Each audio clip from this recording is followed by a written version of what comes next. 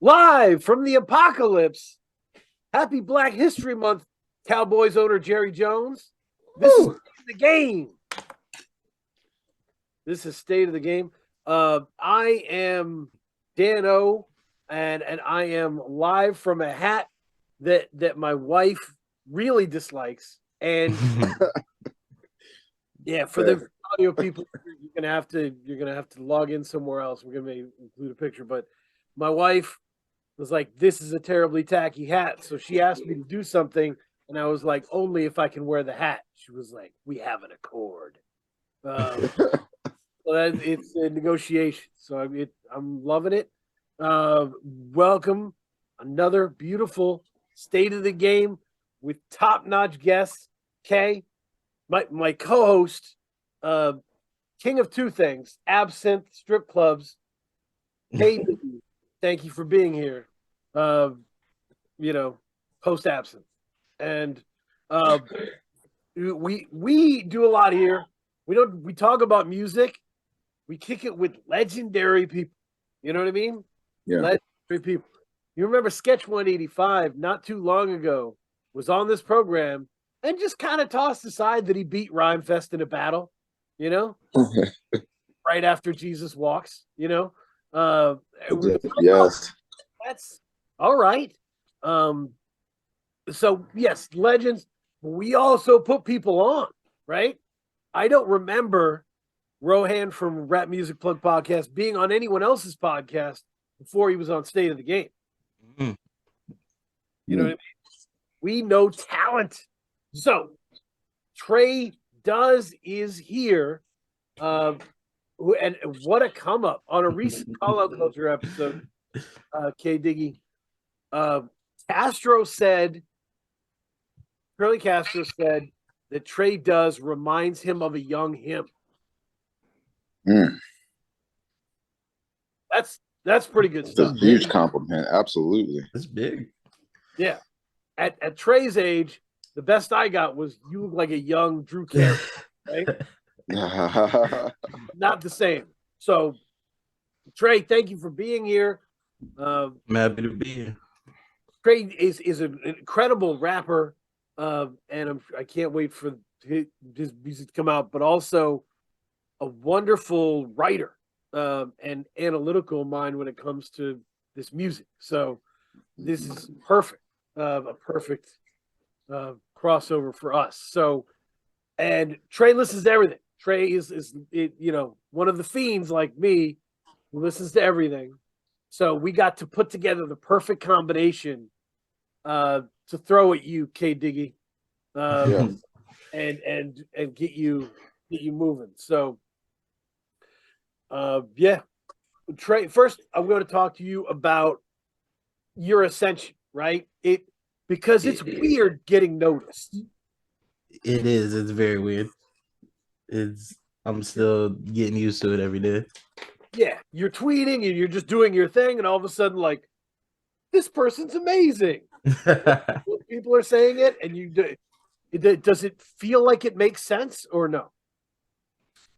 Part of it does, part of it doesn't, because part of me inevitably has ego in a way that's kind of like I know what I'm capable of, but then part of it is when you're actually being recognized. It almost doesn't feel it sort of doesn't feel real in a way, but it's very endearing with how niche the space is. Yeah, it is. It's a subsection, right? And you start to realize how strange it is. Yeah.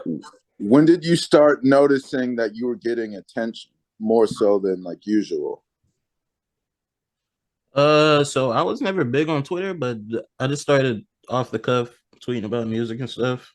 And I think the first time, because I was already in like following a bunch of indie rappers, and I knew Big Flowers from his collaborations with, like, he's worked on stuff with Arm & Hammer and stuff like that. And to me, I was always just tweeting randomly, but one day he DM'd me and he was saying, he complimented my writing. He said, I should really look into giving my thoughts on music more and like that's yeah, basically that.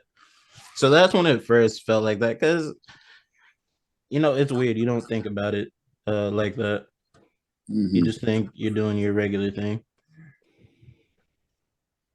Yeah. Shout out to Big Flowers, who has a great eye for talent as well. So yeah, good call. Yeah, it just kind of steamrolled. It was like they were It really did. miniature reviews, bite-sized Twitter reviews of projects with a different, unique perspective on these projects. Some of which were like classics that other people were catching up on, Mm-hmm. but through a new lens. And it just started. I started to see like important music reviewers repping you and other rappers repping you, and it was like wow. And then yeah, like Sketch 185 being aware of you was awesome, and it was Oh, just that was crazy, man. yeah. That's crazy. Especially because I'm used to getting looked at for the reviews and stuff. And that's kind of like more of a symbiotic thing. So when I'm off on my like own creative endeavors, and even back when I did my first track on SoundCloud, it was the first thing I ever released, and then realizing that he had heard it, that was just crazy to me and he commented on it, and that was just really weird because it was weird, but it was like a really cool thing because it's like this person who's at this crazy level was invested enough to check this out and give comment on it. Mm. Yeah, it's a really endearing story. I think because like it's really hard to get better and improve yourself with no help, no assistance, no community, right? To just be alone Yeah. improving can be really hard. Um, you don't have anyone to bounce off of you. Um, and so this community more and more has been able to acknowledge people and kind of lift people up who have been doing good work, and that's awesome. Artists and writers and different people with different talents. So yeah, good. Absolutely. I mean, I think it's like it's like an ant colony. Like, the ants are like a super organism where it's not just they're individual ants, yes, but they're considered to be one organism together. Right, You know what I right. mean? So that's kind of how I feel about the underground hip hop communities. Like they're all individual entities, but together they're recognized as a one entity to put together. You heard it from K Good Diggy. The explanation. underground rap community is like the movie A Bug's Life. So that's good stuff. Ants, yeah.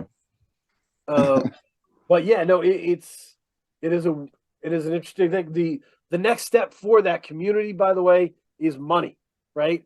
There really isn't money flowing through the community. Mm. There isn't. It's established itself as an economy, right?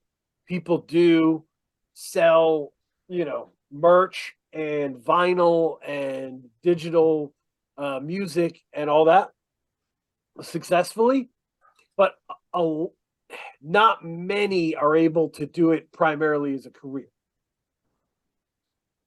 in this community, Mm. right? Most people are doing, you know, Sketch 185, Prem Rock, tending bar, doing the music on the side, right? There's a lot of people in that situation. Um, and the community, in order to expand and grow, is going to need like capital. It's going to need stuff, money, to be flowing through. Do you do you think that the essence of the community would change? Like, let's say Oh yeah. you do get, you know, you do start getting more money, capital into the community. Do you think that it would be able to maintain its essence, or would it change? Oh, it would necessarily change. I mean, Hmm. am I right, Trey? That like in the Yeah. like let's picture a hypothetical where Sprite dives in right? Sprite becomes like this arm and like becomes a big investor in mellow music and and the fuck rap contingent and like so you start getting SD albums with Sprite money behind it, right? Like things are gonna change. Things are not gonna be done the way they were before because the Sprite executives are gonna be like, can we do less gunshots? And it's just what it's gonna be, right? Money comes with strings attached. Right. Yes, it does. I feel like I see it to an extent because I feel like you're speaking from the artist's side. Yeah. I feel like from the fan side, I feel like there's a lot of fans of this scene who they kind of see it as a commodity in a way. So it's like the artistic relationship isn't there as much. It's like it's not valued as much. It's like they almost want a product more than an expression. Ooh. That's what it feels like. Okay, what I used to call this is pocket artist, right? Like some underground fans want a pocket artist that they can put in their pocket and take to parties and pull out of their pocket and be like, only I know about X, Mm. you know? And that to me has always been frustrating, right? Like I want Teller Banks to be a gajillion. Yeah, I want annoying so it's people cool. singing his songs in the street, right? Like Yes. I don't need a pocket artist, I'm good. I want people to win. So that's a big part of this underground fandom. Then I wonder, like the underground, like what makes, and maybe this is my interpretation, like the underground, the essence of the underground is that it's an alternative to the mainstream. So Yep. if you start getting Sprite involved or these corporations involved, you essentially lose the essence of the underground. What I would think is that you would lose the essence of the underground, and it would just eventually turn into the mainstream. Yeah. I mean, well, it's the cachet. You lose the cachet, right? Like, so and this is a very old story. I'm a very old person. Forgive me, right? But there was a band at one time called Rage Against the Machine, and they were a very important band. And their first album kind of changed the world, right? Like amongst engineers, it is considered a masterpiece in terms of mixing and mastering. And it was a revolution, you know. They got money, they got a budget. 4 years after their first album, they released Evil Empire, right? Which is just as political, more expanded sonically, big video, and people were mad at that album. Mad. It got a 6.1 on Pitchfork, 5 out of 10 on NME. It was brutalized. And they were like, they sold out. And I was like, you're just looking at the cover. Like, the music is just as political. It's actually kind of better. I love Evil Empire to this day, but it taught me a lesson. It taught me that, like, when that artist escapes your pocket, there's hurt feelings. Yeah. Always and I always wonder if stuff like that is gonna, like, if you're gonna start to see that in our scene as time goes on. Like Backwoods is killing it. Backwoods has been killing it. And I always wonder if it's ever gonna get to a point where they're doing so well. You know how you sometimes you're just doing so well, you just inevitably get detractors. It just comes with the territory. And I always wonder if there's ever going to be a point where, like, because people consuming, when they consume stuff, they have a weird relationship to it, and sometimes the relationship isn't direct, it's more attached to like the outside factors. So I ever wonder if anything like that would cause people to be like, just turn away. Like maybe one day he drops an album and they're just like, nah, we're not feeling it, he's not good anymore, I miss old stuff. Yeah, I mean, to me, your shirt is the test case for this, right? Like, we're Innocent Country 2. You got the Innocent Country 2 shirt. Kelly was nominated for a Grammy Yep. because there was a beat from that album. I almost said a beat from that shirt, which is awesome. A beat from that album that was taken and made the best song on Lizzo's album. Sudden death. Yep. And so that was, and it was, the underground was very happy, very like, Kelly could win a Grammy. This is great. We're rooting him on. He's still the little engine that could. But what happens if in the next 3 years, Kelly gets nominated for a Grammy every year? Puts out a new project every year, gets nominated every year, gets nominated 3 times, wins once. Is he gonna lose some of that cachet? Is he gonna lose some of that adoration? Are people gonna be like, he used to be my guy, but now look at this picture of him at the Grammy party with Logic. Why is he talking to Logic? I hate Logic. So the appeal is almost more like you feel like sometimes the appeal is almost more the novelty than the actual music that the person is producing themselves. So, Kay, this is one of the real important things to know about music and the way. So, underground fans think they digest music completely different from pop fans, and they don't. It's just different flavors of the same thing. It's like red M&M, green M&M, right? The basic tenet of music listeners and how they operate is that they are listening for the entirety of the experience, right? They're listening to the album because they can't wait to hear Kanye address the stuff that he said on Instagram, right? They're listening to the stuff because they think this lady's really attractive. I remember growing up and being like, you know that you can't have sex with Mariah Carey's music, right? You got to listen to it. Like, are you okay? Like, they were horny listening. It was weird. So like that's, but that was me figuring out fandom. Fandom is this mix. You know, think of it like QB rating or something, right? Like it's this mix of talent and style and communication. Do you remember like listening to Midas, the Beast, talk about Rock Marciano? Mm-hmm. And a lot of it was how cool he is, right? It was the skill, it was the craft, but it was also how cool he is, how stylish he is, how he came from being ignored to being so important. The narrative, the construct narrative is just as present in the underground as it is in the pop sphere. I'm sorry, I went off a little bit there. No.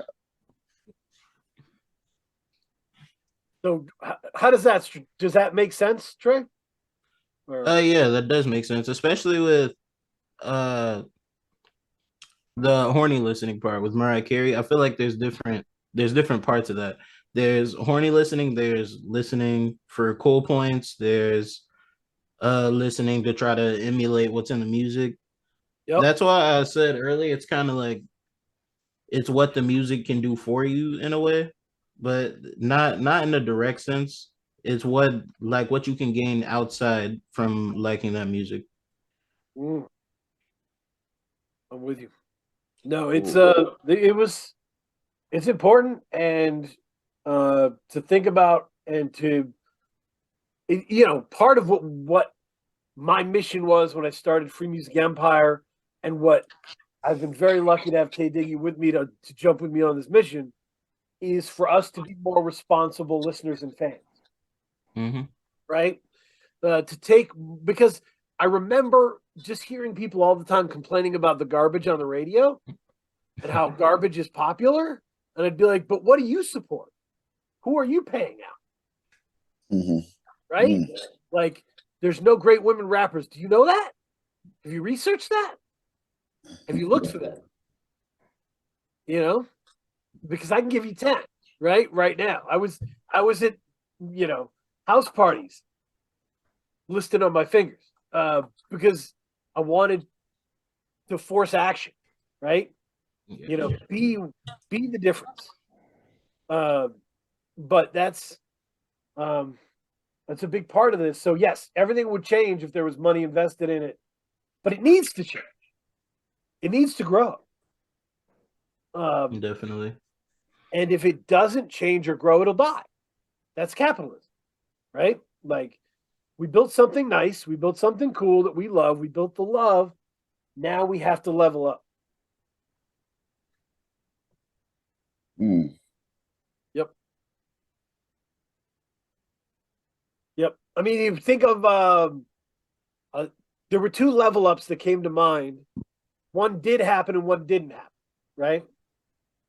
The one that did happen was Kendrick, right? Mm-hmm. Kendrick was underground. Like, make no mistake about it. Like, Schoolboy Q has projects you've never heard Right. that were on Dat Piff, right? So many Kendrick fans have never heard the song Michael Jordan by Kendrick Lamar. Michael Jordan goes hard. I love that track. Because it was on Overly Dedicated, the original, and when he re-released it, he took it off. Why Yeah. you do that? I don't think he's proud of that song. But like I heard the original Overly Dedicated, right? I was there. So he was underground, and his big problem was, I mean, the lyrics were incredible, the flow was incredible, but he couldn't make hits. He couldn't make big anthems, right? It was a vibe. It was a swimmy kind of vibe that was built on these tones, sound wave, and stuff like that. Hey, the Beast. And he, little by little, he figured it out. Little by little, the songs started to get bouncier and bigger in scale. And he did it. He crossed over and he became what he is. But that didn't happen for Murs, you know. But what would you say is, because it seems like to me there's a symbiotic relationship between the underground and the major labels. Like they need each other to develop. You know, they need each other to evolve and grow and prosper. What role do you think the majors, like, I don't know, what should I call it? Not the I almost call it the major league, not the major league. I should say mainstream. Yeah, no, I think the way to reframe your question, sorry to interrupt you. Yeah, go ahead. Well, so I think what you this is a great point you're making. It's a Venn diagram, right? Mm-hmm. Underground over here, you know, pop space over here, and there's a middle, right? Mm-hmm. And you're saying, what is that middle? What do they both need out of each other? Right. Yeah. Because the middle is where for me, the middle is where you make the money, to tie to your point. Fair. It's like, you know, like I think of the underground as like craftsmen. You know what I mean? Like, let's say, you know, your wife wants a chair for the living room. You'd probably she'd probably want like a custom built chair. She'd go to a craftsman. She'd go to someone whose main profession was to make chairs. Right. You know what I mean? That's who you'd want to go to. But sometimes, for that person who's like, that's a very specific niche. So that person who makes chairs, they may be the best in the world at making chairs, but they're not going to have the same recognition as like a Ethan Allen or something. Yeah. So that middle space in the Venn diagram where craft and commercial meet, that's where the money is. So I guess, like, how do they reach that middle point? Let's start with the first question. Trey, what do you think the two sides need from each other? I think what the two sides need is for fans to see merit in both. I feel like on both sides, I feel like a lot of it, You can be commercial, you stay in your bubble. You can be underground, you stay in your bubble. And it's almost like a tension. It's a weird tension that fans have with crossing over. And I feel like there shouldn't really be anything that stops you from appreciating both, seeing the merit in both and wanting to invest your time in both. Because I feel like we're 9 times out of 10, I feel like we're all creating for the same purpose. Yep. Yeah, I for me, I think the pop space needs the creative energy, the unhinged creative energy of the underground, right? Yes. Oh, give you a weird fictional scenario, right? Drake is bored with his new album. He's complaining about So you know bored. He's the so bored. love life of underage women again, Gosh. and some juice, and he calls No Sage, and he has No Sage, Oh, behind Jesus. the thing. It would work. It would work, right? Would it? I think it would work. No Sage it would be a good flavor exchange, right?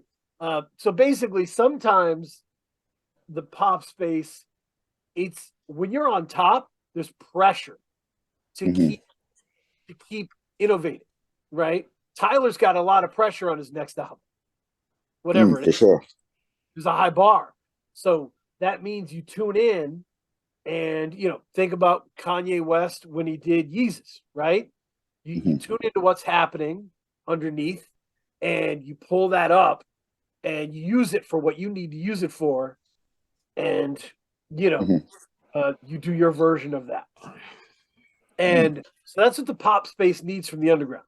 They need the idea generation, the unhinged idea generation. What the underground needs from the pop space is the ability to move up financially, right? Like I remember texting Zilla when Andrew came out with the Rain Knows What It's Doing, and I texted Zilla and said, "Fuck, man, that Orange Pistol song could be on a skateboard video game. You know, that could easily be like Andrew. So many Andrew songs could be video game music. You know, right? Like, and I want Andrew to get that money. So that's what the underground needs from the pop space is the ability to kind of move forward with get a wider audience, and have an ability of movement. You know, because if there's some people stuck who've been doing this 20 years and they're selling to the same 1,000 fans. They're playing the same rooms. They're stuck. So it's not enough, like to go back to the chair metaphor, it's not enough to know that you make the best chair. No, well, it is for some people, right? Yeah. And we need to allow for that, right? Like, I always think of Big Just for some reasons, right? The Big Just is an example of someone who loves being who he is, loves being underground. And I can't imagine a day where Big Just sat there and was like, man, I wish I was on every radio station with hits. Like it's not a thing, right? Some people make what they make and want to make what they make and don't care. Some people do care, right? We want to have the escalator in case anybody wants to go up. I think that's opening up more because I feel like a lot of underground hip hop was doing it for the love, doing it for the love of the craft. And like Quelle said, I do this for the love and money. He wants to get paid for what he does. And I feel like just small things like that. I feel like they open up they open it up more because fans will kind of look at you scornful if because they want you to do it for the art. They want you to do it for the love. But at some point it's not sustainable. Sometimes you're given so much there has to be some get back in a way. Yeah, and the problem with the spoiled artist mentality or like template is that fans think it should all be on the artist or all be on someone else, right? Artists think it should be on somebody else. Everybody has their perspective and their perspective tilts toward them. So that's why, like I said, I was all about talking about what are we doing as fans to help this, because that was my side of the game, and I wanted to take accountability rather than point at other people. So that's where I'm at. But it's a fascinating thing, and I hope everybody gets to level up who wants to level up, right? If you want to do it, just however you want to do it, and whatever happens, right on, you know. But I remember there was Isaiah Rashad was doing a remix for that Duke Deuce song that was the lead single, and he was like, "Who should I have on the remix?" And I was like, "Luca." Put Luca on that. Because there shouldn't be division in this thing. Like in terms of my listening perspective, I don't divide people out. You know, everybody's dope. You know, Yep. Key Glock, and I'm listening to Algiers, and I'm listening to all of it. So, you know, everybody should get the shot they need. You know, but yeah. That being said, oh no, go ahead, Kate. You have more? No. I was just thinking. Yeah, no, I agree. I think that's a good that's a good pin it like a Pivot point. Yeah. The no, Trey came together. I threw Trey lineups, different 3-album lineups. And this one, he was like, "This is my safe space." It was Planet Unfaithful by Roper Williams and Fatboy Sharif. All the Weight Feathers Don't Have by Steel Tip Dove, and Another Planet by Lungs and Fick.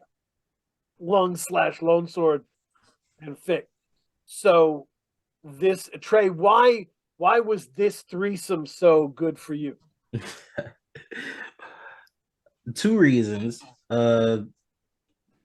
It's just where my head's at lately. I'm really into just there's different facets of it because these 3 albums, they don't really exist in the same way. Lungs and Feek, that's more of the heady side of it. The Dove feels more like a I don't want to say weightless is corny, this in the title, but it's more like of a freedom thing. It has more of a freedom to it. The Sharif album feels the most like an experience.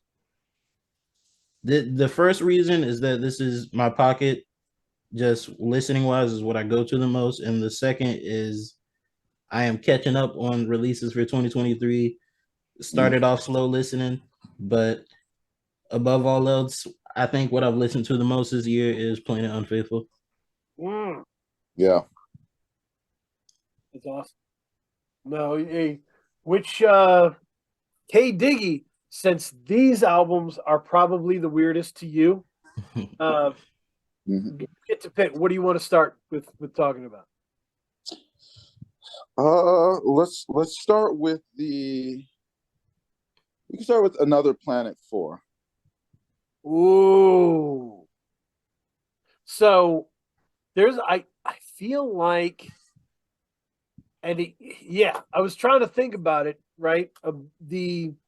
Because we have these templates, right, that we have done in the past. And it's been interesting. So the Artist of the Unbound Function, the Ringmaster MC, these are different kind of templates that we have for people.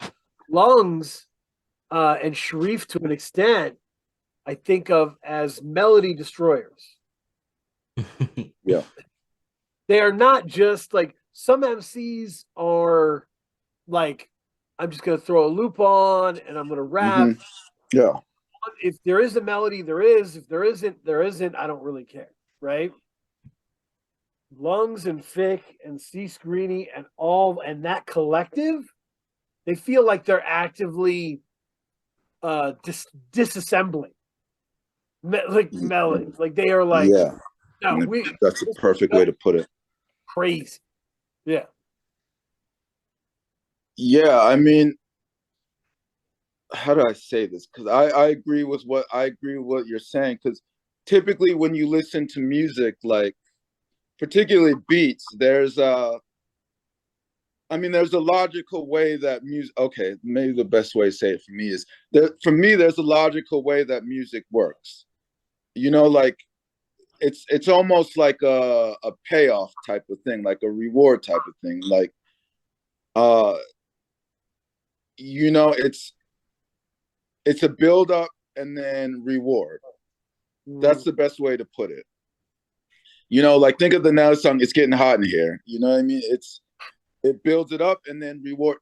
It's getting hot in here, so take off all your clothes. You know what I mean? So logic, there's like a certain type of logic, but with these beat, like with the way that they produce music, they don't really use that formula, that logical formula. It's like a half of the equation, and then you just have to figure out what you're going to do with it. Almost like it's really weird. I can't even like, and maybe Trey can put it in the words a little bit better, but it's really difficult to explain like what they're doing. But I know that it's not like normal music that I hear. Yeah, it's because some, like you said, songs have like certain songs have a logical way, even Mhm. down to just simply having a chorus that you can Yeah. follow. There's not really any of that. It's like they're basically running you in circles in a way, but it's a really enjoyable circle because Mhm. you kind of just at a certain point you're following, and at a certain point you just have to marvel at what they're doing because they're literally, this is corny, but they're literally from another planet. Lungs is Mm. doing shit that most rappers could never do. Feek is, I think Feek deserves a lot more credit because I feel like they look at a lot of people.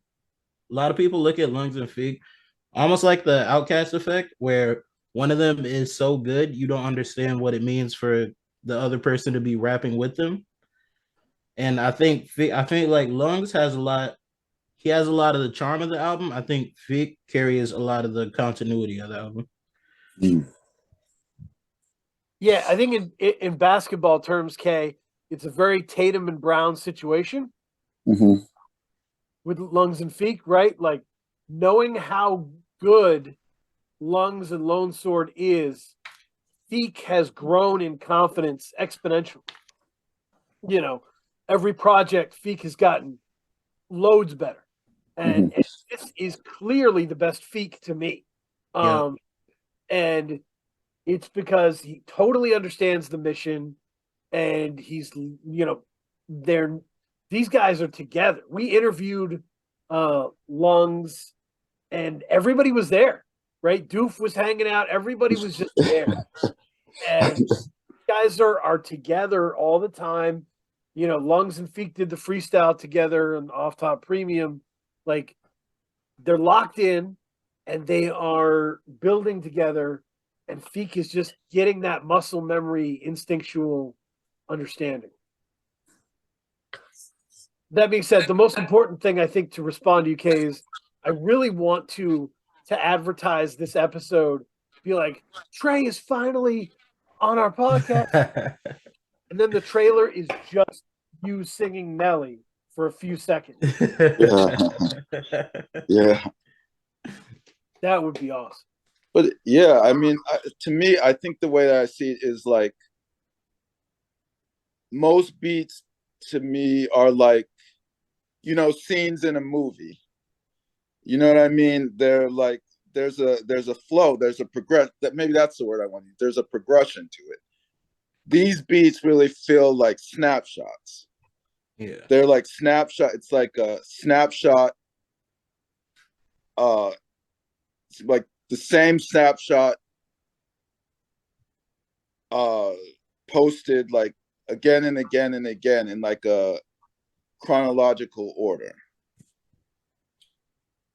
It's just, Yeah. and it's not even like a cartoon. It's like, the scene changes a little bit. Each frame It does. is different. So there's like progression.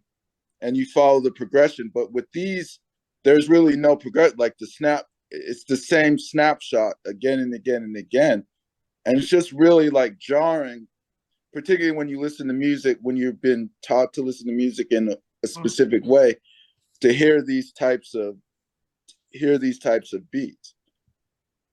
And I think it's really going to take, like, because I think, and you couldn't do this on the radio. Like, if I heard a song like one of these on the radio, I'd be like, what is this?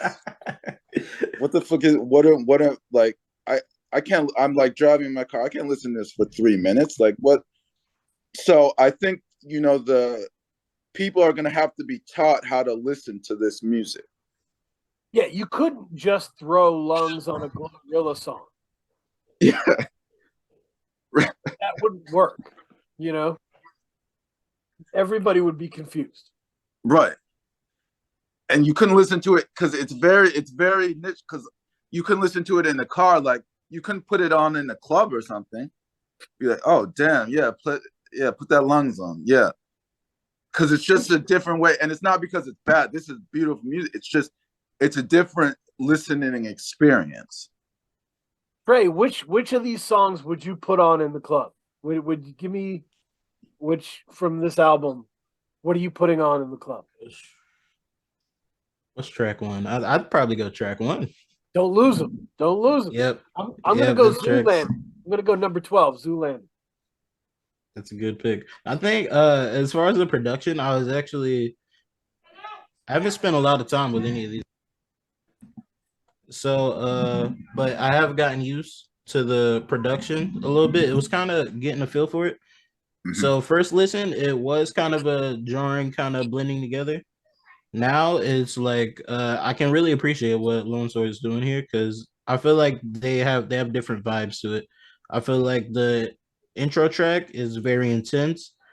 It's very intense, and just Lungs enforces that with his voice. I feel like there's other tracks on here that have I don't know the exact track, but it has like he's using more interesting elements to it, and it kind of gives it more of a groove. I really want to remember what track it is. I think, but there's like these really interesting drums on it, and it makes the vibe more of a lighthearted thing. Yeah, kind of like a conga, timbales kind of. Yes.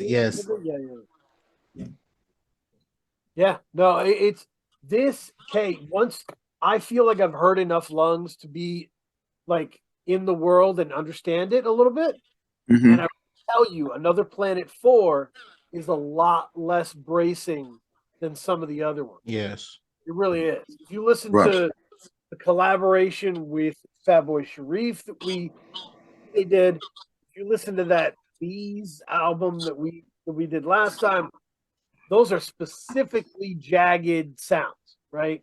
Specifically bracing, anti-melodic sounds. This album, Another Planet 4, has like horns in it. There's a lot of nice. It has really pretty loops that are just beautiful. It plays more with distorting and mutating beautiful sounds rather than just taking an already bracing sound and cutting that up 100 times and spreading the broken glass on the floor. But Lungs, to me, because this is what I was gonna say, Trey, that like this is becoming a clique, right? Yeah. Not just Crip, but Sharif and More Mother, they all do this bracing music. But in my mind, Sharif and More Mother have more of an eye on the audience. They make what I would think of as like experimental Oscar movies, right? When they make them, they know it's jagged, but they know like they're gonna love it. It's very.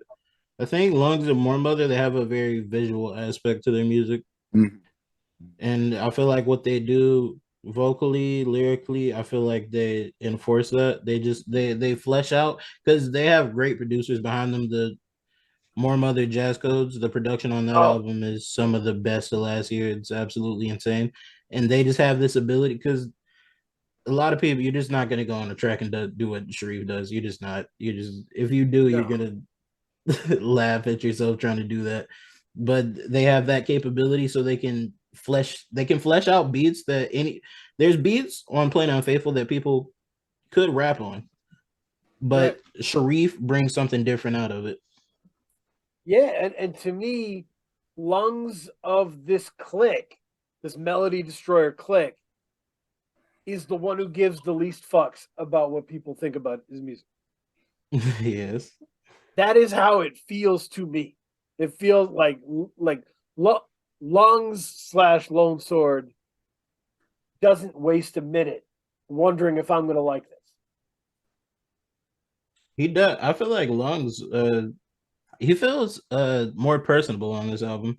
He has lines that he just has these lines that like relates to the listener more. While where I feel as his last works is like punchline reference, gassing yourself up. I feel like he has comedic and endearing moments on here where you're like, I can get behind this guy. He's cool. That is the development of this style, though. I think you're hitting on something important. That like they lungs and Feek have developed this ability. You saw it on John Hinckley, right? Like Mm-hmm. John Hinckley verse on Preaching in Havana was so remarkable because it wasn't over your head, right? Like lungs is hitting you right in the chest at this point with references you'll understand, uh, with bars you could use in battle raps, uh, but they're just through the lens of this underground sphere. Um, so there are a lot of laugh out loud moments where they hit you with funny, interesting bars. Um, and it's a good stabilizing force for how strange the music and the tempo can be. Hmm. Yeah. And I love how they're collaborating with each other too. Like Sharif on this album, uh the way like because he's using him to his strengths. He's bringing Sharif to close the track in a Sharif way. I feel like in that moment, that's one of the few moments where melody does exist because they use Sharif as a vessel for that. I feel like Yeah. the Akai feature is super great. Bro is dropping gems on that. What's the line? There's a Mhm. line. Yeah, the Akai I, solo. oh wait, I'm going to my notes. I have to get this line. Dude. So let me ask, like, because we started out the episode talking about, how we'd like to bring more capital into the underground. Yep. If you guys were marketers, how would you market this album? How would you make it appealing, like, to consumers? Like, why should they go and get this product? I got it. I got an answer, Trey, if you don't have the answer. Oh, you can both give an answer, Yeah, whatever. So my thing, like, if I were marketing this album, here's the music video I want, right? Okay. Uh, I want a music video for Rat Pack, which is my favorite song on the album. I want the music video to start on a post-apocalyptic landscape, bombed out, fires in the streets, everything destroyed. But then the camera zooms in, and it's an old billiard hall, right? It's an old pool hall, and they go in, and Lungs and Feek and Sharif are all there in like old tuxedos, old battered tuxedos, playing pool, smoking, eating Chinese food, and just doing this song, right? Uh, and to me, that is how you market this, right? This is sleek, this is cool, but this is destruction. Mm. I think with albums like this, I feel like a visual medium goes a long way, especially like down to the album. The album cover, is crazy. It looks super cool, and I feel like if I were to market it, I'd market it with the visuals. And I feel like that gives you a good sense of what the album is. Yep. Yep. And you can you don't even need full music videos. You a 30-second sound bite of Lungs going crazy rapping does a lot, right? It does, because you mentioned the off top freestyle that kind of blew up in our space, and there was a lot of people who didn't know who Lungs was, and they were like, "Who is this guy? He's crazy." I showed that to my son, and he was like, "How does he do that?" It was awesome. It was really cool, and I'm like, "Yeah, he's a good dude." So, there are ways, but you have to buy in. But once you buy in, it's a beautiful world, the Lungs and Feek world, because they are really good at this. They are really good at, like I said, the melody destruction, to the point where when the beautiful sound comes through, it feels amazing because you've done so much to earn it, you know. So I like that, and I in my mind, I debate where Lungs stands in the talent pool and the hierarchy, because Lungs is so impressive and has out-rapped lots of people on tracks that have bigger reputations. But it's also a great producer for what that sound is for this world. So in this arena, that I'm, like I said, calling Melody Destroyers, where does Lungs sit in the hierarchy, Trey? Where do you think, where where you place him? For now, I think he's definitely on the upper level. The lower part of the upper level is what I'd say. I feel like he's naturally gonna go up with more works as consistent as this album, Another Planet 4. I feel like he's just getting better with every album, and I think once he's able to flesh out his skills on a flesh it, he makes it into like a more linear experience. I feel like as soon as he can do that, he exceeds a lot of people. But by default, he's in the upper level just because, like I said before, what he's doing is not normal for rapping standards. It's just not. Yeah. Any other high points that stuck out to you, Kay? Of moments that were interesting to you, or specifically jarring? Anything within the album? Let me think. Let me look at the track listing. So Um, stuff in here. 17 songs. yeah, It is. I really liked Don Quixote, Yep. That Oh was a yeah. great single. They picked then a perfect track for a single. yeah, I liked Don Quixote, and then I liked Been a Few Days. Yeah, I liked To Hell with Babe Ruth, Been a Few Days, and She Could. Oh, that is a run. Yeah, yeah, yeah. The solid run. Yeah, I kind of like the last three songs: Rat Pack, Victory Loop, Worse Off Than Drug Addicts. I really, that's the thing about, like, Lungs always releases massive projects, right? Mhm. And they end up being something that you digest in little pieces. And eventually you get a hold of the whole thing, but it takes a while, right? Um, I've listened to Birth of Lone Sword a lot, and I still don't feel like I know the album, right? Like, it takes a while, because it's so jagged and disjointed and long and interweaving. So to So be over, it's like this cover. I'm looking at the cover now. Like there's It's crazy. it's a great cover. There's a lot going on. Yep. yeah, Like that's the his thing. album. It's artistically consistent, right? Yeah. The world is artistically consistent, and that means a lot. That is a very important thing, Mm. because we understand what we're getting. Yeah. Yeah. So that's where I am there. Any other thoughts on Another Planet 4? No, No. I'm good. Yeah. Comfortable with it. All right, Trey, what is next? Which one should we do next? I want to end on a high note, so we're gonna do the Dove one next. Dove. I really enjoyed like I when this came out. All the weight the feathers don't have. I didn't rush to Amazing listen title. to it. What's up? I said that's an amazing title. Yeah.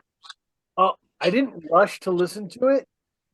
Producer compilations are kind of odd because you have a number of rappers that will rap with you, and you have your beats that you want to let breathe, and it's hard to figure out how to do the mix of that. Like I remember when Chong Wizard did Blessing Season, the first 6 songs were killer rappers on killer beats, and then the rest were just his beats. And so different people mix it different ways. I really love this, the way Dove figured this out. Yeah. Dove solved to do kind of intermissions, to use his beats as intermissions. Yeah. Really smart. Really smart. So Also, mad props to his. It speaks a lot to his production work because I think a lot of producer albums they that involve rappers, it's usually all the songs with rappers are people's favorite. But I've actually seen people saying their favorites on this are the songs without rappers. The And that's I interludes. think that Oh, says for a lot. sure. Yep. right. For sure. Yeah, this album represents Dove's sound as well as Raja's son represented Iblis's sound. Does that make sense?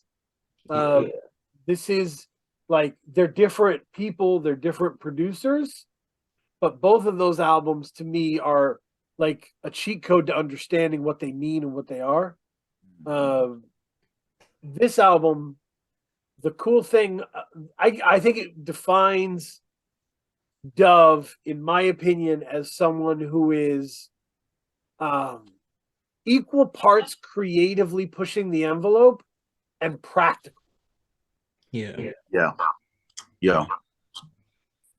And I think I realized that on track 10, Flying Obelisk and Shrapnel. That's when I was like, oh, that's why they work so well together. Because Shrapnel has exactly the same mantra. Yep. Of like, we are going to push the envelope creatively, but we are going to be practical and we're never going to get in our own way. Mm-hmm. And that's what Dove stands for, you know? I feel like Dove is also starting to flash some versatility in his production. But I feel like it's starting to get to a point where because call me when you get lost. That was call me when you're outside. Yep. Call me Tyler. Yeah. Yep. Hold up. Let me let my mic reconnect. All right. Oh, hello. Okay, I'm back. It's getting hot in here. Take Okay. off all your clothes. Call me when you're outside. I feel like that's a very thunderous album in a lot of ways. He uses very like intense drums. He uses a lot of like soul samples. He uses a lot of vocal samples that really push the track. And there's more. I feel like there's more elements at play that lean to a brighter side. And then when he gets ready to do the Shrapnel record, I feel like he's showing there's a lot of intensity in that. Right. And there's also a lot of detail in that. And I think that's another aspect. And I think when you get to this album, it's stripped back in a way, but it's not too stripped back. It's not like you don't have a much to grab onto. It's just enough for you to sink into what he's doing. Mm-hmm. Yeah, on the Shrapnel album, it felt like he was giving you music that was off kilter, but not impractical. You know, not off the rails, not without a melody. Like it was still a song, you know. And this is it's just a really good showcase for everybody. That first track, Smiling Statue, is such an interesting experience because the beat is so warm and it's so like inviting. And Don Will starts rapping, and you feel like you're listening to De La Soul again. You know, Yeah. it's just so beautiful. And then MC Paul Barman comes in and goes bananas. You know, and it feels like a totally different song, right? Like, but it works. Yeah. Yeah. Very interesting listening experience. MC Paul Barman. Yeah. But you know what? I think for me, like looking at the structure, I think this album works for me because of the structure. I think of it almost like a wine testing, or is that Yep. you know, like wine tasting, not testing, wine tasting. You know, they give you a wine, and then they give you a palate cleanser, and then they give you another wine. You know, that would be different if it's a different experience if they give you a wine and then they give you another wine and then they give you another wine. So I think what he does well on this album is because, like you said, I think there's a lot of diverse guest features. So if he just gave it to us back to back to back, we wouldn't be able to taste it, process him.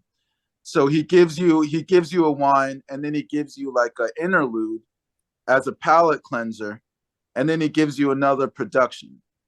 And for me, I think that helps you digest and really appreciate each track that has rappers on it individually, and really helps you like process it and really taste like the different flavors of each rapper. Trey, how do you feel like this album would sound if it went right from Rap Ferrera to Darko the Super? Oh man, I would be thrown for a loop because it took. Oh, okay. It took me. Oh no. Okay, there you go. It took me a while to really catch what he was doing, and because he used a lot of interesting rappers that I grew to like. So I feel like Kay said, the palate cleansing worked wonders, and it really opened me up to some of the tracks with rappers that I don't visit often, being some of my favorite, like the one with Darko. Yeah, the one with Darko is really dope. It was what a crazy Zilla song. Zilla's so interesting as an No, yeah. Yeah. that he like was doing punchline raps that were crazy in there. And I remember thinking, like, man, I wish he would get into more story rapping. And then he flips it in the second verse and goes story rap. And then he has that little section where he talks about you should do more story rapping. Yeah, no, it's like Zilla can hear what I'm saying, or like just so fucking ahead of what I needed anyway. It's so nuts. That's why Zilla's Self-awareness, great. yeah. Zilla's a nice change of pace with the craziness that we have in the scene. He's familiar ground, but he's really dope with how he does it. Oh, for sure. Yeah, I really enjoyed that song. Secret to my success. I like having him between Rap Ferrera and Suede and No Set. Yeah. You know? Yeah. Yeah, exactly. That shift in moods. I also really like the Harvey Cliff track. First listen, I didn't really catch on to it, but I feel like he's riffing in a really cool way, and he'll like spit for a little bit, and then he kind of singing thing, and it was kind of that free flowing way that Rap Ferrera would do something, but it was almost like Dove gave him the beat, and he's like just document yourself. That's what it felt like. Yeah, no, it's cool. By the way, I am not a Milo Rap Ferreira person. I think I have I've said it, that like listening to Rap Ferreira to me is like floating through space with no spaceship near you, no attachment, just like um but Sleep pill. Sandra Bullock style. But like he he does really good on this album, and it's because in my mind it's because I'm interested in the mixture of Rap Ferrer and Fat Tony. That's cool. That's a cool mixture. I like the mixture of AJ Suede and Rap Ferrer. Man, that track is. I feel like Ferreira made Suede go extra nut because Suede he plays it cool a lot, Yeah, which yeah, is it's really smooth and I really mess with it. But I feel like Rap Ferreira like he turned him up a notch and they both just went a little harder than usual and it made for a really great track. yeah. This is a really interesting collection of music. Hmm. And the way he framed it, it seems like he's gonna do more albums in this vein. Yep. It's I think it's Fused Arrow Records. I think he's gonna do more stuff like this, and I think he's gonna dabble into different sounds. It might not even be like the next installment of this might not even have rappers. So I'm interested to see what Dove does with it. Yeah, that's awesome. No, yeah. Along with the, you know, Darko's label, you don't deserve this beautiful art. So it's good that that's the space Dove comes from with that stuff. And the fact that he's become so instrumental in Armand Hammer means he gets to kind of mix these levels of the underground together and make them fit. And it's really cool to hear. Yeah. So Kay, if you was there anything that stood out to you that any track that grew to become your favorite that you didn't think would? It was really the interludes. I think starting at the interlude a recess, which was 9. Yeah, That's when I start because I didn't really notice the flow. You don't really notice the flow of it until you look at the track listing. sure, that makes But sense. like listening to it, I thought a recess like that interlude. I was like, wow, this is a really beautiful instrumental. Um, and so I really enjoyed the interludes. I really enjoyed "Secret to My Success" from Zilla Rocker, Mm, and I just thought it was a really good listening experience altogether. Like the other albums are more, like I said, they're more like snapshots, they're more jagged. But this was I thought this flowed very well. but I think that's the secret, and that's why Dove belongs in this group is because Mhm. Dove has the opposite superpower to Lungs, right? Lungs can create this jagged music, Yeah. and Dove can trick you into thinking he doesn't make jagged music, Hmm. which he fucking does. Hmm. Uh, and he works with some really jagged, oddly melodic people and makes them work. Um, Yeah.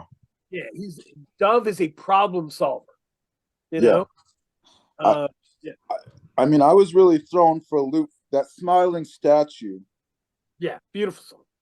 and the fact that it was the opening, because I had no idea what this album was going to sound like. So the smiling statue really, like, that really threw me for a loop. Yeah, Uh, yeah, because I just wasn't. I mean, the style of rap alongside that production was like really, really, really jarring, and I guess that attests to the jagged, being able to make jagged music that sounds really polished, I guess you could say. Trey, do you like this album better than I Dry My Laundry Outside? Because I do. Did you ask me something? My mic Yeah, just came back. yeah. I was gonna ask Can you you, repeat that? do you like this album better than the Dry My Laundry Outside album? I dry my laundry outside. Uh, I think I prefer this one. I Just a little agree. bit, a little I bit. agree. Yeah, I I think. think Go ahead. I feel like when the performances really start to blend with the interludes, I think this one wins me over. And the other one just kind of felt weirdly short to me. Like I wanted a little bit more, and this feels like it gives me everything I need. I don't know how the times sync up or whatever, but this feels like a full experience. I really enjoy this. Um, yeah. So if there's no other thoughts, I say let's go Planet Unfaithful. Woo! Yeah. Ooh, this has some songs that you gotta hear. Yep, This Absolutely. has some songs you gotta hear. But I want to start with a hypothesis. Trey loves Sharif in a big way. I do. And I want to kick this theory to you because I love Sharif as well. Sharif is an incredible person. Hmm. I feel like the praise that Sharif and More Mother get at this point is starting to get a little condescending. Let me You make think? let me make my case. Like Okay. basically whatever they drop, people are like, "Oh, it's amazing." Planet Unfaithful is amazing. Like everything's amazing. And the More Mother is the same way, right? Jazz Codes is amazing, and everything you do is amazing. Everything you do is amazing is a shitty thing to say. Because as a creative person, I want detail, right? Yeah. I want you. If everything's amazing, then nothing's amazing. It doesn't make sense, right? So I'm going to tell you, I don't like this album as much as Preaching in Havana. And when I was with Gang and Sharif and No Face, I told them that I like this better than the project with Lungs. Like they're different projects. And I differentiate because I care. Like, Yeah. But am I making that up, or are you feeling that as well? I think I see that with More Mother a decent amount. I think More Mother, it's a lot of this is immediately great, but I don't see people elaborate on that a lot. Right. Yeah, so I think Sharif, I haven't really seen that with Sharif as much. I'm trying to think about what the difference there may be. But yeah, I think it's kind of varies. Sharif, I think Sharif is starting to become a fan favorite in the scene. So it's getting to a point where everyone just likes everything he does for different reasons, which is also a surprise to me because something like Preaching in Havana, getting like people liking that as much as they did was wild to me. It was interesting. I love that. I love that project. But I will say, I'm probably in the minority of this. I think I am because I think I talked to a few people in Discord about it. But I like this more than Preaching in Havana. That's interesting. I like that. That's an idea. I've yeah, I'm the opposite. But I think, but Gandhi Loves Children is still the best, right? To me, that's the masterwork. But I think they get treated differently for different reasons. Sharif, it's easy to explain. Sharif's voice is so unique. People just love it whenever he speaks. Yeah. Yeah. That's what it is. They're like, this is such a unique instrument. Clap, clap, clap. And I totally understand. But we have to guard against being condescending to people and how hard they work. More Mother has released really innovative, really important projects a few times. And once that happens, the audience starts to just assume your next one is that too, you know? Yeah. And it took a that's why I usually take a minute before I say anything about More Mother Project because the first listen is almost like I feel like it's not fair on the first listen almost because I because at a certain point you don't understand what she's doing on the first listen, you just don't, and it's more of an experience. Once you get more invested, you can pick out these things. You can pick out how she's using her voice. You can pick out the detail in the instrumental, stuff like that.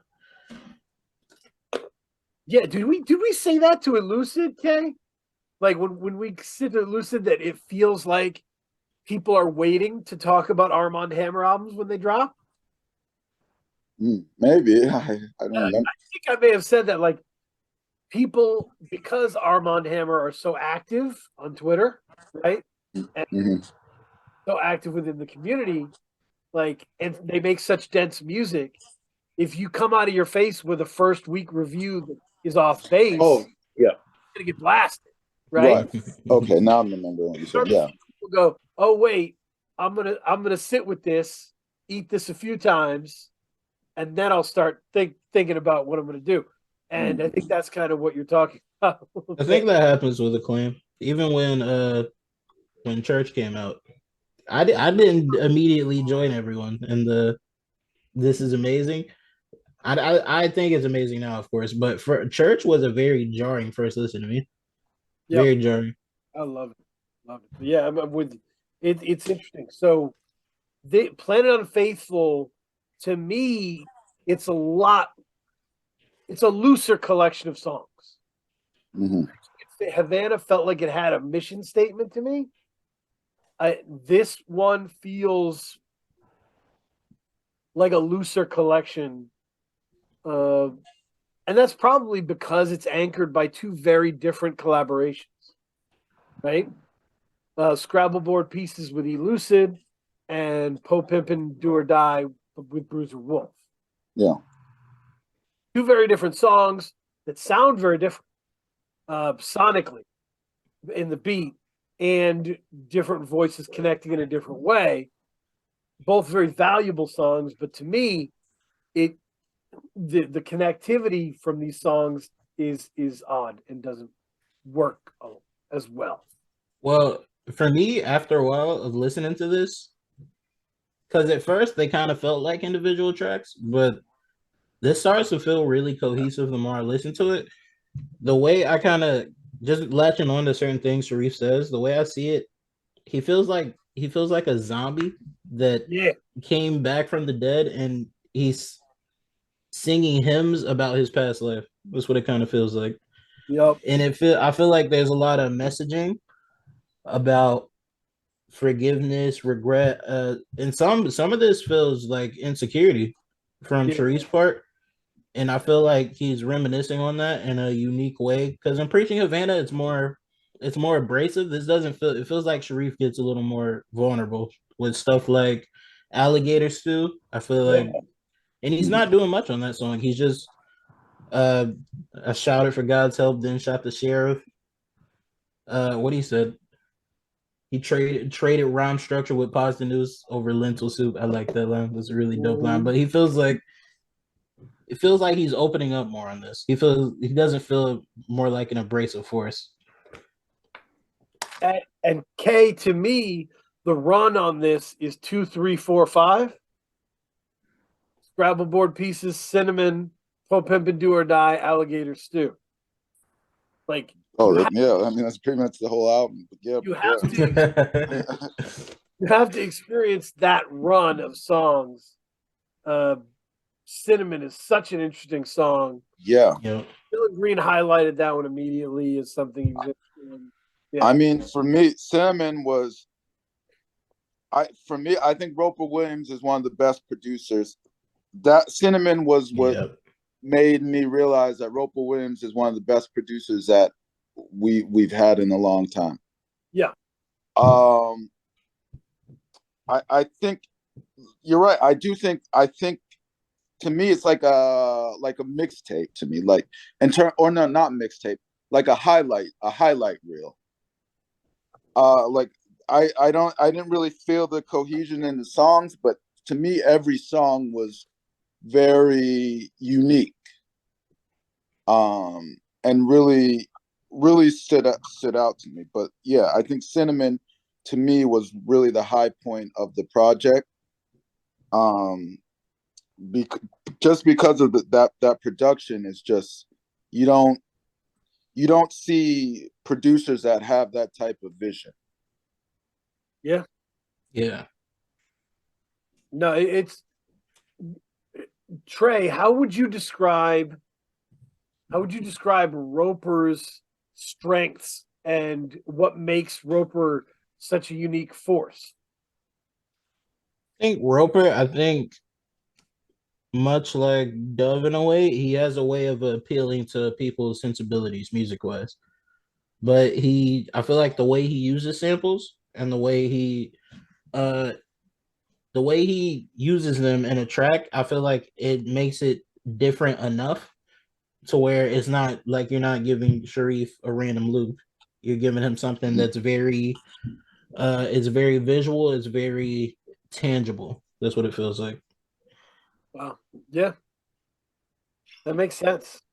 It's yeah, he just seems to give like there's a little bit of a Fanon like Mhm. touch with Roper. Like I remember when I first talked to Iceberg, and I was like, man, these Fanon beats are like tailored suits, man. They fit exactly who should be rapping on Yeah. it. And he was like, no, man, they're just all in a big like Folder. they're in a big folder, and you tell them what you want. And I was like, shit, really? And I started just, I guess Fanon is just so emotionally connected to every beat that he makes, Yeah. right? Like they're just so emotionally meaty, I guess, you know? Roper has that kind of a little bit of that touch of like dense emotional songs. Like Roper Williams and Navy Blue make sense together, right? Like Yeah. there's that kind of oh, that makes sense, you know? The Roper can just give you that weight. And to me, that's why Gandhi Loves Children is the best. That's still the best for me because it's those two like drilled in on a full length. Uh, and that to me, that's going to be one of the best albums of this era. I think I can get behind Gandhi being the best. I feel like material wise, uh there's a lot more to dig into and there's a lot more to appreciate. But I feel like as far as capabilities, I feel like Sharice's capabilities have like advanced immensely since that. I feel like the more he puts out, he gets a better hold on how to use his voice. He gets a better hold on how to use repetition. It just feels like he's mastering what he's doing more and more. And this feels like his EP run, right? He does an EP with Lungs. He does an EP with No Face and Gang, and now he does an EP with Roper. This, in a way, this feels like a summer league for him, you know, where he's tuning up for the next album. You know, that's Hmm. I don't know what the next album is going to be at this point. I am very happy with how consistent he's been, though. oh yeah, it's but each one, to your point, it feels like it's learning something different than the other, Yeah. Yes. Exactly. and that's dope. That's dope, and I think that's one of the reasons I think I would like specificity in my Fatboy Sharif reviews. Right? Mhm. Don't just say the voice is wild. Don't just say, oh my God, he name checked these scary things. Isn't that interesting? Look, look, let me ask you a question. As you guys both review things, do you feel like there's a difference between how people, and this may be kind of a left field question, but I've been thinking about it. Do you feel like there's a difference between how people review movies and how people review music? God, yes. And God, what would you say is the difference? every every sort of review is different. There's some mediums I can't even read a book review. They give me hives. I can't even do it. Mhm. Book reviews are horrible and nasty, weird. And TV reviews are dumb. Dumb. TV reviews are like they'll review the first episode of a season and be like boring, and I'm like, dude, they're setting up an arc, man. Like, give this a I, few episodes. It's so everything is reviewed very differently. I Um, think a name difference is I feel like music leaves a lot up to interpretation. And I feel like when you're reviewing music, especially how deep you get with the artist, there's a certain point where you're applying more of your own thinking into it. When movies, depending on how deep or layered the movie is, I feel like movies, you're more relaying something and how well it's being done. Music, there's a lot of interpretation involved. I also feel like, and correct me if I'm wrong here, I feel like because movies are so visual, Mhm. the hangups of the reviewer are very on display Yes. in a movie review. Mhm. You know, uh, they because there are people, Kay, there are people who come on the screen and you fucking hate them. You don't even know why. Yes. Like, Yeah, I know. get this motherfucker off the screen. Um, and there's people quite the opposite. Whenever Aubrey Plaza comes on the screen, I become happy. We love Aubrey Plaza. Not because I'm super attracted to her. She's fine. It's just I trust her, you Mhm. know? And there's an incalculable energy that is like the Marilyn Monroe principle, maybe. Um, Mm. where you're like, I don't know if that person's good at their job, but I buy in. Yeah. That happens in movies in a way that is very special. Um, an album, especially a rap album, Hmm. is so long. There's so many words that you get to know Juvenile by the end of that album. Mm. Uh, and so that's an important deal there. So, Um, so could you review a music album the same way that you review a movie? you naturally wouldn't. You naturally Wouldn't. wouldn't. Okay. No.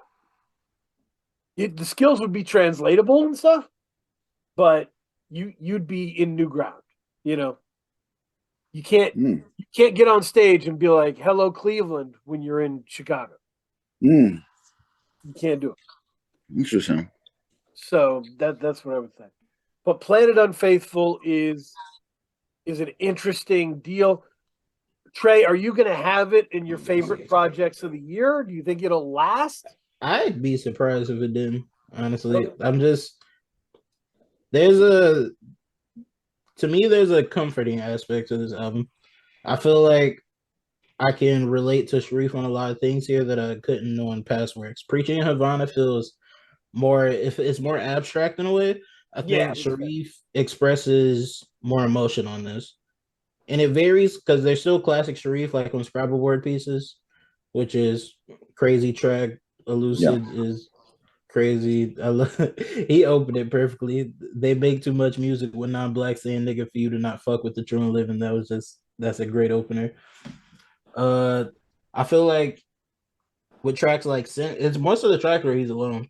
Christ the Corpse, I feel like he's divulging a lot on that. I think he's diving into a regret on that. I think on Cinnamon feels more like an expression more than anything. It feels like he's putting less emphasis on what he's saying and it's more on how he's getting it out. Alligator Stew feels very introspective. It's more of a quiet moment for him. And I think the mantra on it, it leaves a lot to imagination. And that's what I like about it. Yep. That's cool. Mhm. I dig it. There's a couple of like, Galaxy Brain music narrative stuff Yeah. that comes out of this album for me. And that is, firstly, I can't wait for an Elucid Sharif album. Yeah. They sound so good together, sound so right together. Elucid sounds so comfortable with Sharif. He sounded really comfortable on the Roper beat. Like Oh, like when I saw the track come out and it was featuring Elucid, the second the beat came on, I'm like, this makes sense. This makes a ridiculous yes. amount of sense. It feels so right. it feels so right. You're just like, oh, this is, you two need to just do this. And I hope they are, the usually some people are thrown working with Sharif, right? Because they're like, do I need to do a Sharif-esque thing? How does my thing fit with his thing? And Elucid's like, no, I'm good. Like, this makes sense. I did spelling, for God's sakes. So, that's great.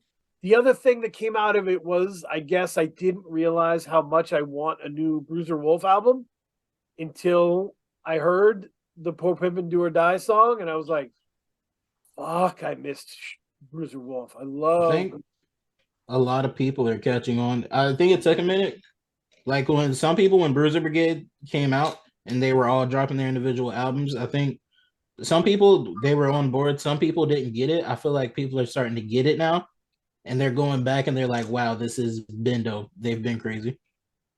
Yeah, it's just so different. It's so unique to live on those one-liners like that and be able to do that is so impossibly difficult.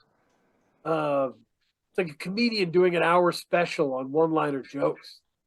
How? Such work. And that's what Wolf does. And the voice is incredible. The writing's incredible. I need more of that. In terms of directionality and like overall narrative thing, what would you say Planet Unfaithful is, Trey? What would you point people to as an overall conclusion? I say it's Sharif opening up more and reminiscing on. I think he's reminiscing on being rejected in a lot of ways. I think he's contemplating what it means to be unapologetically him. That's what it feels like. You have really reframed it for me, and I think I'm going to approach it your way next time I listen and listen for the more personal stuff. That's really a cool note. Also, random note, since we both people have been mentioned on the show, I need a Sharif Dove album. That's on my wish list this year, because on Call Me When You're Outside, that Black Spider-Man track, that is probably my favorite Sharif track. It's just crazy. The chorus, he's just going crazy. And when he just keeps chanting, "Please save him," and then the beat is like the entire beat just crashes into a wall, and then he just lets him go, and it's amazing. There's a lot of great tracks on What Are the Neighbors Doing Outside. Great album. Kay, what are your Planet Unfaithful overview conclusions? I think because the way that music is being released now, like I don't think that this album will make like my top year-end list in terms, because year-end lists are now just what are your favorite projects, not necessarily what's best or not. So I think of more like I think of, and I think you mentioned this before, Dan. You don't look at, when you're reviewing, the albums of the year, you look more at the body of work of the artist for the year. Yep. And I think that this is like, this album is going to be, it's a good introduction. It's a good first part to the discography and what they're going to release this year. So I think it's a good setup. I think Fatboy Sharif, I think it foretells, like Trey said, he's opening up more.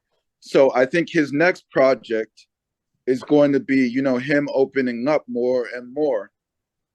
And I think by the end of 2023, we're going to look at his discography this year and the projects that he's released this year and been like, wow, he really evolved, took the next step in his evolution this year. And I think, with that, I say that with Fatboy Sharif, and then with Roper Williams, I think we're going to look at the projects that he released this year and the projects that he, produced on, and I think we're really gonna say like, yeah, this is the best year yet for him. Wow. No, Yeah. it's a great point that this is like a structural part of his 2023, right? It's like a chapter. Like the way that I'm starting to think about it is these albums are not books. These albums are chapters in a book for a year. And I think this was a really good, for both of them, this was a really good opening chapter for their year. Oof. I like that. Yeah. I like that. That was poetic. Yeah. Well, if it's getting hot in here, we should do recommendation corner. And talk about what we've been listening to recently. I've been going into old backwoods stuff. I specifically was re-listening to History Will Absolve Me, which is incredible. Yes. Mm-hmm. Incredible. Like it's in that class of album K that we talk about. Jay-Z's Reasonable Doubt, Puff Daddy and the Family, No Way Out. These are albums where the person who made it was up against the wall. Mm-hmm. And knowing the story that when Woods was making History Will Absolve Me, that he told friends, hey, if this doesn't hit, I'm going to just put this rap thing to the side. It's raps. Damn. So you can hear that in History Will Absolve Me. He's going full tilt. He's giving you everything. Pompeii is an amazing song. Like there's the Rock Marciano song is unbelievable. He maximizes every inch of that space. And if you like Woods, but you haven't heard History Will Absolve Me, that's okay. You just don't know him yet. You don't know the full Woods until you hear History Will Absolve Me. That's a big part in understanding Woods. Yep. And I created my own playlist of like mixture of Dipset and Armand Hammer songs. Of course. And it worked really well. Like, because Elucid and Woods have such style that they can stand up next to, Harlem Streets and Down and Out and, the Diplomatic Immunity stuff. Yeah. They can stand next to it because they've got swagger too. They're just talking about different shit. So, But yeah, yesterday I posted a Song of the Year thing about the song Drum by Young Fathers. I really like that album. It's growing on me. It's really good. It's really big sounding. Jams for the car. Beautiful cover. UK group that started in 08. And I guess I just hadn't been paying enough attention to. The album's called Heavy Heavy. There he is. Oh, he's back. God. Heyo. Okay, good. You got it He's all back. back. So where did I cut off? Where was I? What happened? Shoot. I don't know. Was it Dipset and Arm & Hammer? Okay. Yeah. Okay. It was after. So the other thing I'm going to recommend, Heavy Heavy by Young Fathers. I posted a Song of the Year recommendation for Drum. It's a UK group. Kind of reminds me of TV on the Radio a little bit. I really love them. And I really love this album. It's really good. The other one I wanted to throw up some love to is Slumber Logic. Taj 1. I have not gotten my haircut, but when I do get it haircut, it's going to be to Slumber Logic's album. Haircut music. Is great. Haircut music. And it's Slumber is Could be a so new genre, man. Slumber is so dope. I thought maybe I just love this guy's beats because he's really nice to me. He's a really good rapper. And he puts my weird little spoken word shit talking on his beats. But this confirmed, like, no, this guy's really good, and I'm lucky to, I'm lucky to know him. And so he's awesome. And okay, I've got a bunch of weird little shit talking interludes that I've created, spoken word, prose kind of things that are good album skit sized, and I've started sending them out to people who I enjoy and respect. Yes. So you might be hearing me on releases, Look forward to it. I'm just hitting them up and being like, "Hey, man, I had this thinking of you. You don't need to use it if you don't want to use it, but it's there. Here it is." And it's been great so far. So I'm gonna record more and keep it moving. So That's how the community thrives. We're all a super organism. We're all in this together. that's it. And yeah, it's a fun, creative other arm for me because sometimes I don't feel like writing about music. I feel like writing about something else, and be able to get those out. Pretty dope. I really hope, yeah. There's one of them I really hope comes out the way it comes out.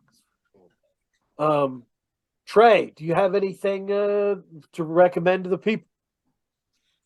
Yes, only have one album because, like I said, I'm catching up on releases. I can give two, but I only know this one well enough to genuinely recommend. Monzy the Terrible. It's Monzy the Terrible and Dylan Land. Dylan Land is the producer. Monzy's the rapper. Monzy is a non-binary rapper, and this album's really sick to me because Dylan has beats that really fit.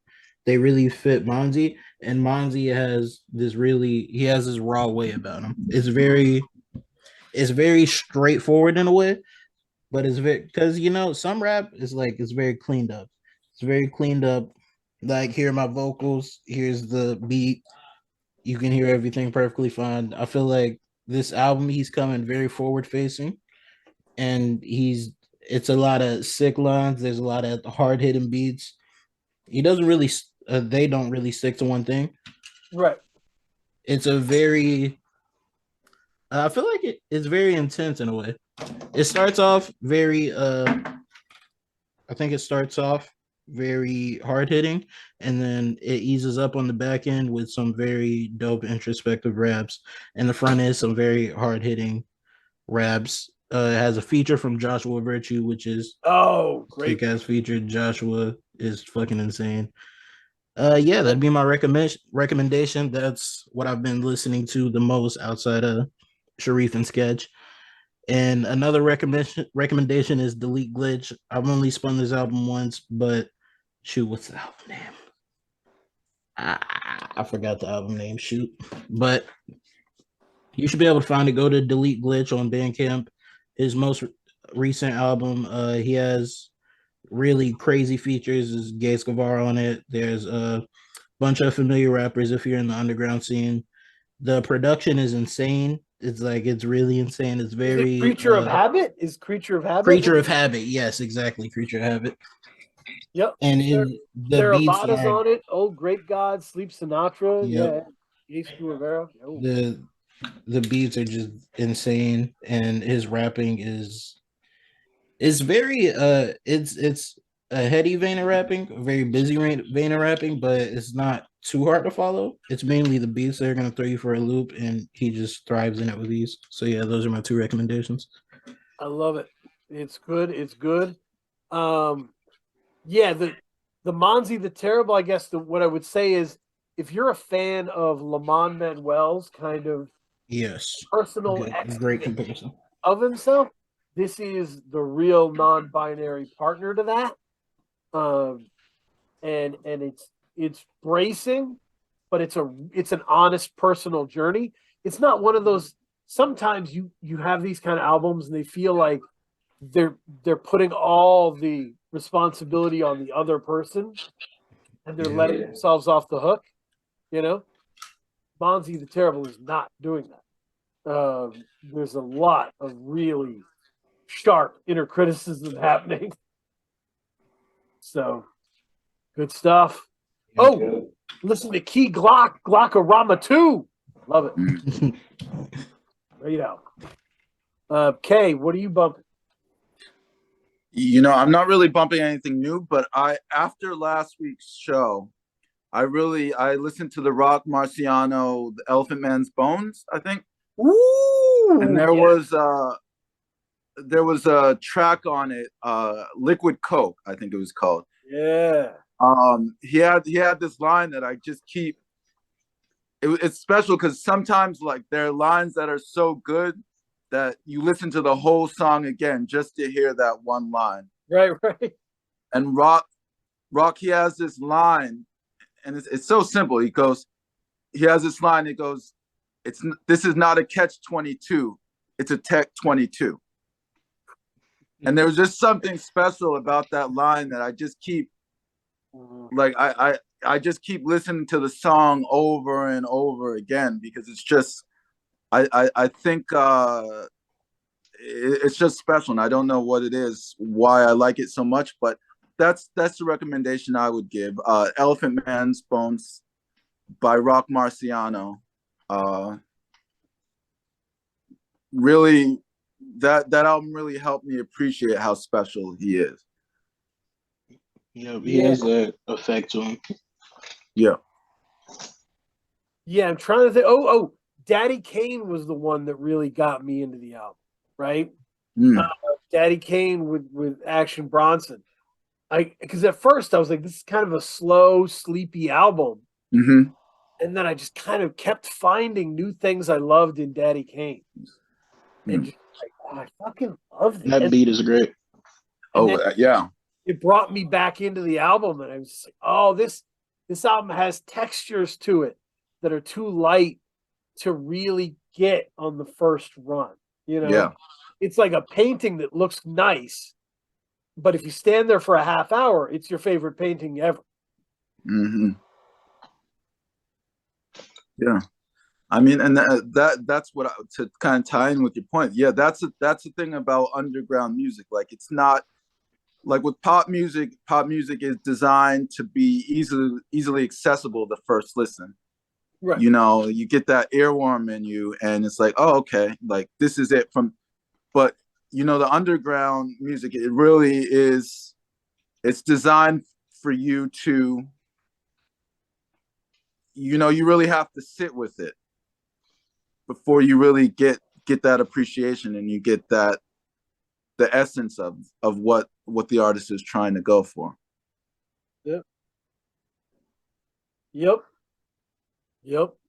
That's it. I appreciate everybody taking the time to be here. This was dope. This was as dope as I needed it to be. Trey, there's high expectations. First podcast appearance. Don't think I did half bad. No, you did great, man.